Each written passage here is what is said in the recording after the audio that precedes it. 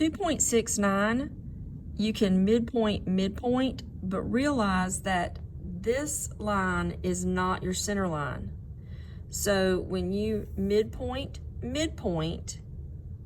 take half of your total width, which is 6.3, take half of that, offset one side of your center line, and offset the other. Then erase your vertical center line.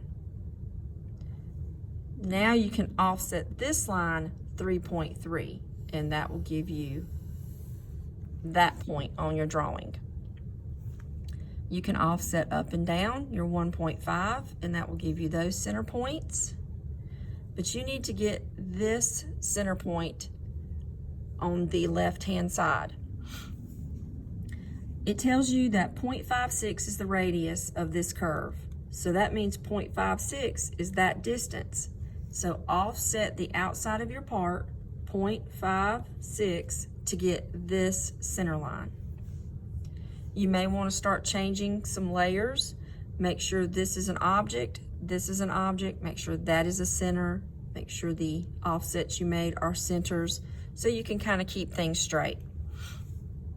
The offset on this side is 0.6, the offset on this side is 0.8.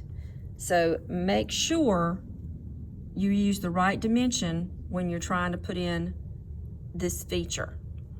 Now when you offset down the 0.8, it's going to give you this intersection. What you do at one side, you do at the other. You have a 2-inch radius circle at that intersection. So you're going to put in that circle. You're going to do the same 2-inch radius at this intersection. And that's going to give you that curve.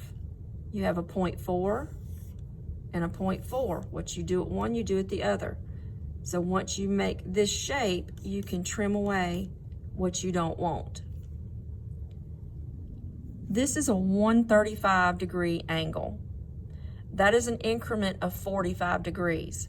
So when you get this point, you can set your polar to 15, and then at this intersection, set it at 45, and then you can create those angles on that side.